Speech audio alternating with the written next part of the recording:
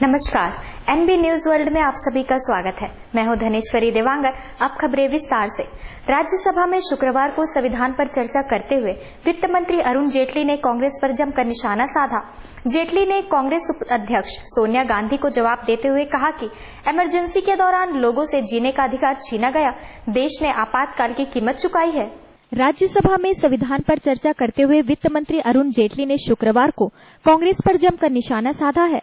Emergency को लेकर कांग्रेस पर हमला बोलते हुए अरुण जेटली ने कहा कि इमरजेंसी के दौरान लोगों से जीने का अधिकार छीना गया। उन्होंने कहा कि बाबा भीमराव अंबेडकर की वजह से भारत में लोकतंत्र है। डॉक्टर अंबेडकर केवल संविधान के निर्माता ही नहीं बल्कि एक समाज सुधारक भी थे। अरुण जेटली ने कहा कि अपमान के बाद भी बाबा साहब अंबेडकर ने हिम्मत नहीं हारी थी। उन्होंने कहा कि आज कोई भी टीवी पर आकर कोई बयान दे देता है तो वह असहिष्णुता का मुद्दा बन जाता है। चर्चा के दौरान अरुण जेटली ने कहा कि राज्य धर्म के आधार पर किसी के साथ भेदभाव नहीं किया जाएगा, ऐसा संविधान में लिखा गया है।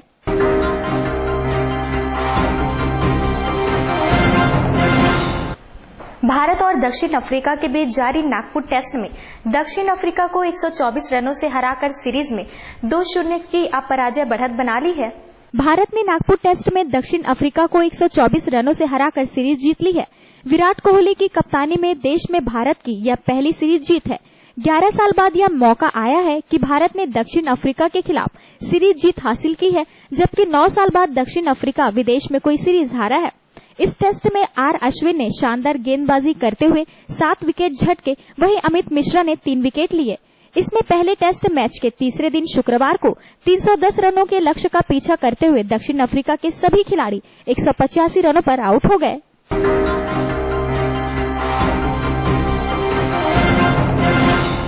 जम्मू कश्मीर के पूर्व मुख्यमंत्री फारूक अब्दुल्ला ने पाकिस्तान अधिकृत कश्मीर पर विवादित बयान देकर राजनीतिक गलियारों में हलचल मचा दी है। पाक अधिकृत कश्मीर में वहां के लोगों पर हो रहे जातियों पर जम्मू कश्मीर के पूर्व मुख्यमंत्री फारूक अब्दुल्ला ने कहा कि पीओके पाकिस्तान का हिस्सा है और रहेगा और कश्मीर हमारा हिस्सा है और रहेगा। उन्होंने कहा कि भारत और पाक को इस मुद्दे का हल सिर्फ बातचीत से निकालना चाहिए। अब्दुल्ला ने कहा कि हमें यह कहते हुए कितने साल हो गए कि वो हमारा हिस्सा है, लेकिन क्या इसका कोई हल निकाल पाए हम? क्या हम अपना हिस्सा पाक से ले पाए? अब्दुल्ला ने कहा कि पूर्व प्रधानमंत्री अटल बिहारी वाजपेयी पीओके पाक को सौंपने को तैयार हो गए थे, लेकिन तत्कालीन पाक राष्ट्रपति जनरल परवेज मुशर्रफ इस पर राजी नहीं हुए। आज पाकिस्तान तैयार है, मगर आप बात तो करो। लड़ाई से मामला हल नहीं होगा। 4 लड़ाई हमने कर ली, कुछ नहीं मिला। फैसला करना है तो इसी बात पर फैसला हो सकता है।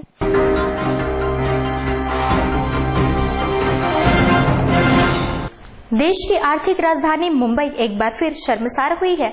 यहां 15 साल की एक लड़की के साथ गैंगरेप का मामला सामने आया है। देश भर में महिलाओं पर हो रहे अत्याचार और दुष्कर्म के मामले थमने का नाम नहीं ले रहे हैं। महाराष्ट्र की राजधानी मुंबई में सप्ताह भर के अंदर गैंगरेप का दूसरा मामला सामने आया है। 15 वर्षीय लड़की के साथ उसी के ही प्रेमी ने अपने 3 दोस्तों संग मिलकर गैंगरेप की वारदात को अंजाम दिया।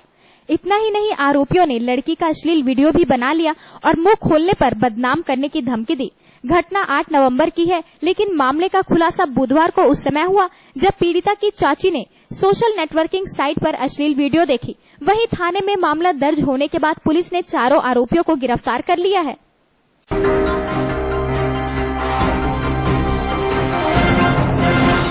संविधान पर किसी प्रकार का खतरा मंडराने की विपक्ष की आशंकाओं को पूरी तरह खारिज करते हुए सरकार ने शुक्रवार को कहा कि सेक्युलरिज्म शब्द संविधान की प्रस्तावना में बना रहेगा। सरकार ने शुक्रवार को लोकसभा में आश्वासन दिया कि सेक्युलर शब्द संविधान की प्रस्तावना में बना रहेगा और इसे संशोधित करने का सरकार का कोई इरादा नहीं है। डॉक्टर भीमराव अंबेडकर की 125वीं जयंती वर्ष में संविधान के प्रति प्रतिबद्धता पर गुरुवार को शुरू हुई चर्चा को आज आगे बढ़ाते हुए संसदीय कार्य मंत्री एम वेंकैया नायडू ने कहा, सेक्युलर शब्द संविधान में था, संविधान में है और संविधान में रहेगा। इस बारे में विपक्ष के आरोपों को पूरी तरह से बेबुनियाद बताते हुए उन्होंने कहा, आज संविधान को कोई खतरा नहीं है, कोई गिरफ्तारियां नहीं हो रही हैं, जजों के अधिकारों का अतिक्रमण नहीं किया जा रहा है। हम सभी को संविधान को मजबूत करने के लिए मिलकर काम करना होगा।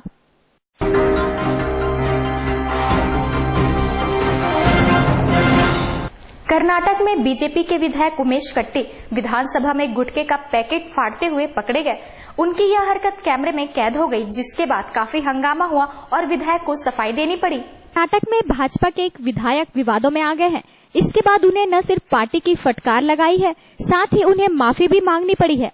जानकारी के अनुसार भाजपा विधायक उमेश कट्टी विधानसभा में कार्यवाही के दौरान गुटखा फाड़ते हुए कैमरे में कैद हो गए। इस दौरान उन्होंने जैसे ही कैमरे का मुंह अपनी तरफ देखा तो गुटखा छुपा लिया। विधायक का यह वीडियो मीडिया में आ गया, जिसके बाद उन्हें पार्टी की तरफ से कड़ी फटकार लगी है। वहीं कट्टी ने मीडिया में इसे लेकर सफाई देते हुए कहा कि उन्हें सुपारी खाने की आदत है और उन्हें गुटखा फाड़ा था लेकिन खाया नहीं। पार्टी ने कट्टी को आगे से ऐसी हरकत न करने की नसीहत दी है।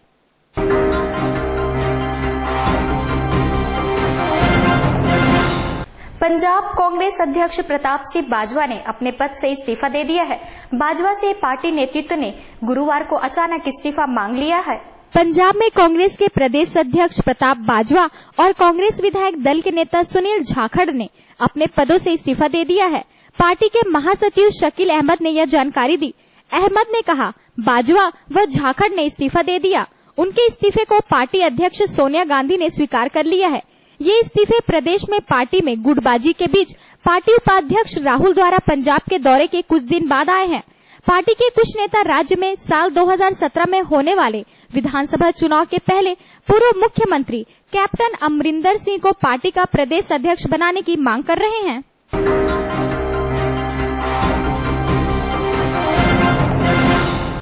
राष्ट्रीय स्वयंसेवक संघ के अखिल भारतीय सह प्रचारक प्रमुख जे नंद कुमार ने कहा कि असहिष्णुता के नाम पर देश में बौद्धिक आतंकवाद फैलाया जा रहा है। स्वयंसेवक संघ के अखिल भारतीय सह प्रचारक प्रमुख जे नंद कुमार ने देश में असहिष्णुता को लेकर छिड़ी बहस और पुरस्कार वापसी के चलन के बीच कहा कि असहिष्णुता के नाम पर देश में बौद्धिक आतंकवाद फैलाया जा रहा है। नंद कुमार ने कहा कि असहिष्णुता का डर दिखाकर लोगों को आक्रामक विरोध जताने के लिए प्रेरित किया जा रहा है। देश आगे बढ़ रहा है और इसके विकास को अवरुद्ध करने के लिए यह सब साजिश की तरह की जा रही है। उन्होंने कहा कि अभिव्यक्ति की स्वतंत्रता से शुरू हुई बहस असहिष्णुता पर आ गई।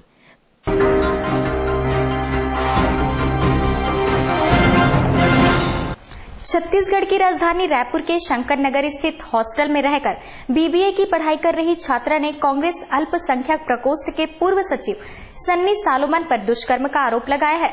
छात्रा ने थाने जाकर रिपोर्ट दर्ज कराई थी। पुलिस ने जांच के बाद अपराध पंजीबद्ध कर आरोपी सन्नी सालोमन को गिरफ्तार कर लिया है।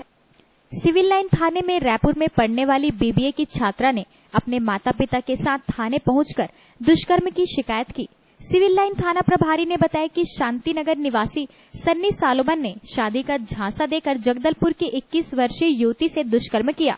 उनके बीच पिछले 1 साल से जान पहचान थी। छात्रा शंकर नगर के एक गर्ल्स हॉस्टल में रहती है। सन्नी सालोमन का घर हॉस्टल के पास है।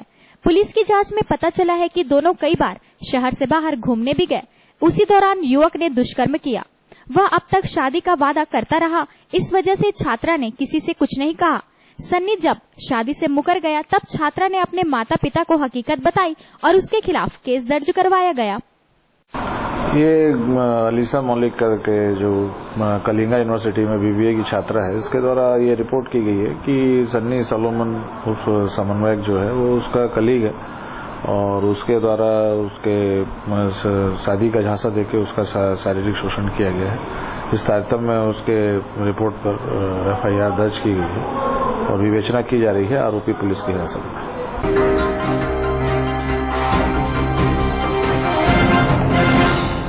आयकर विभाग ने शुक्रवार को रायपुर के लोहा कारोबारी कुंदन अग्रवाल के 10 ठिकानों पर एक साथ छापेमार कार्यवाही की।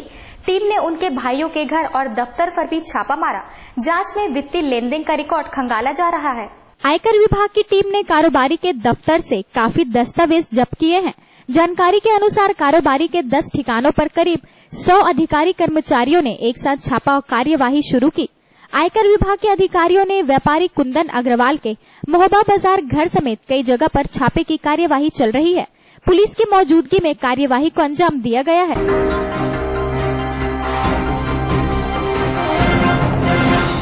रायपुर नगर निगम की सामान्य सभा शनिवार को होगी। इसकी तैयारी के लिए शुक्रवार को कांग्रेस भवन में महापौर और पार्षदों की बैठक हुई। बैठक की अध्यक्षता शहर कांग्रेस अध्यक्ष विकास उपाध्याय ने की। बैठक में विभिन्न मुद्दों पर चर्चा की गई। नगर निगम की वर्तमान परिषद की तीसरी सामान्य सभा इस माह के अंत में होगी। MIC पारित और नए प्रस्तावों को सूचीबद्ध कर लिया गया है। नगर निगम से मिली जानकारी के अनुसार संस्कृति, पर्यटन, मनोरंजन एवं विरासत संरक्षण विभाग के 3 प्रस्ताव होंगे। पहला और दूसरा प्रस्ताव 2 मार्गों के नामांकन का होगा। तीसरा प्रस्ताव स्वामी विवेकानंद सरोवर के सौंदर्यीकरण एवं विकास के लिए पर्यटन मंडल से वापस लेने का रहेगा। 4 दिसंबर 2006 को MIC से पारित प्रस्ताव के आधार पर सरोवर को 10 वर्ष के लिए पर्यटन मंडल को सौंप दिया गया था। समय अवधि खत्म होने पर पर्यटन मंडल उसे निगम को लौटाना चाह रहा है। वर्तमान MIC ने इसे निगम में वापस लेने की सहमति दे दी है। अब सामान्य सभा में इस पर निर्णय होगा। जनहित के मुद्दों में जो सामान्य सभा में एजेंडे आए हैं उसके संबंधित आज शहर अध्यक्ष और महापौर जी के समक्ष जो हमारी औपचारिक एक बैठक होती है सामान्य सभा के पहले, इसके संबंध में आज यहाँ बैठक बुलाई गई है और सभी मुद्दों पर यहाँ पे बारी बारी से चर्चा की जा रही है। हर विभाग के अलग अलग एजेंडे हैं। जैसे PWD विभाग के 3 है, गरीबी उपशमन विभाग का 1 है, जल विभाग का 1 है, संस्कृति विभाग के 3 हैं। इस प्रकार टोटल करीबन 11 मुद्दे हैं और सभी मुद्दों पे अलग अलग यहाँ पे भी चर्चा है।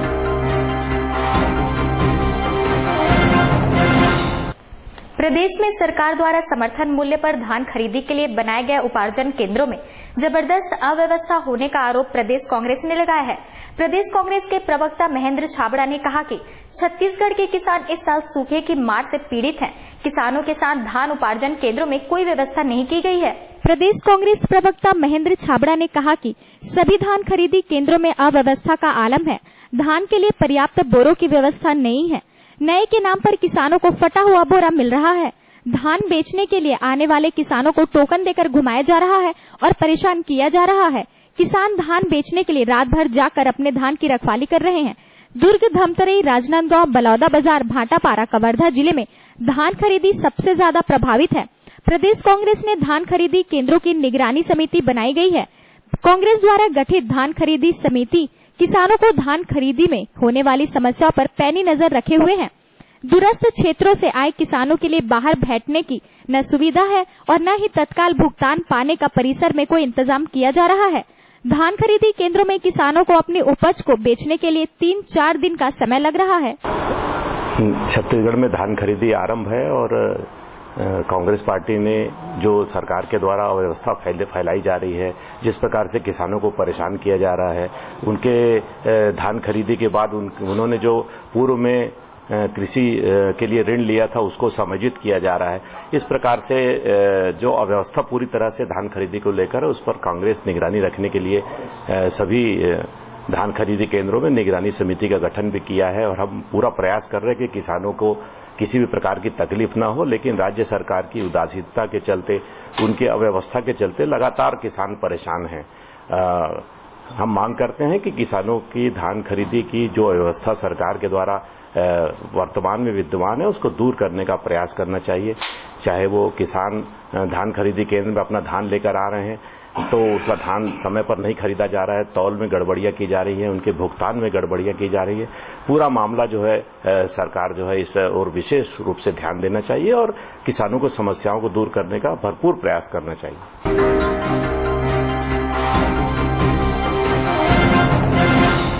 धरसीवा के सकरा गांव में 5 वर्षीय नर्सरी की छात्रा के साथ दुष्कर्म करने वाले ऑटो चालक के खिलाफ छत्तीसगढ़ ऑटो चालक संघ ने कड़ी कार्यवाही की मांग को लेकर रायपुर कलेक्टर और एसपी को ज्ञापन सौंपा। छत्तीसगढ़ ऑटो चालक संघ के अध्यक्ष जगदीश तिवारी ने कहा कि प्रदेश में लगातार बढ़ते दुष्कर्म की घटना मानवीय रूप से अत्यंत ही निर्दयनीय है और ऑटो चालक संघ इसकी घोर निंदा करता है एवं पुलिस प्रशासन से मांग करती है कि ऐसे आरोपियों को फांसी की सजा होनी चाहिए। मामला ये है कि स्कूल बच्चे जो लेके जाते हैं, पेरेंट्स उस पर बहुत जो है भरोसा करके ऑटो वाले के हाथ से भेजते हैं और एक ऑटो वाला इस प्रकार से कार्य करे, घृणित कार्य, और उससे पूरे ऑटो बदनाम हो, तो ऐसे अपराधी तत्वों को ऑटो यूनियन सहन नहीं करेगा और इनके खिलाफ खड़े रहेगा। अपन ऐसे मामले में कानून के साथ हैं, जनता के साथ हैं और मीडिया के साथ हैं। हम इस चीज में हम चाहते हैं कि ऐसे अपराधियों को ऐसा सजा मिले कि पब्लिक के हवाले कर दो, बीच चौक में इनको जो है टुकड़े टुकड़े काट देना चाहिए। तो ऐसे अपराध करने के लिए कोई भी 50 बार सोचे कि ऐसा अपराध हम ना करें करके भविष्य में। और जब तक कि ऐसी कड़ी सजा नहीं मिलेगी इस प्रकार किसी भी प्रकार से, तब तक के ये अपराध होते रहेंगे। आज इतने साल से अपराध हो रहे हैं, क्या हो रहा है? कोर्ट जाते हैं, वकील लोग लड़ते हैं, जमानत पे छूट जाते हैं, फिर अपराध करते हैं और दूसरे अपराध करने वाले के हौसले ऐसे बुलंद होते हैं। तो एक छोटी सी मासूम बालिका के साथ इस प्रकार से हो, इसके लिए हमने इनको बोला है कि जनता के हवाले कर दो, तो जनता इसको बीच चौक में सजा देगी। हम ये चाहते हैं। या तो फिर जो कानून व्यवस्था हमारी इतनी लचर है कि आदमी अपराध करने के बाद बच जाता है, या तो फिर इसमें कानून में बदलाव होना चाहिए।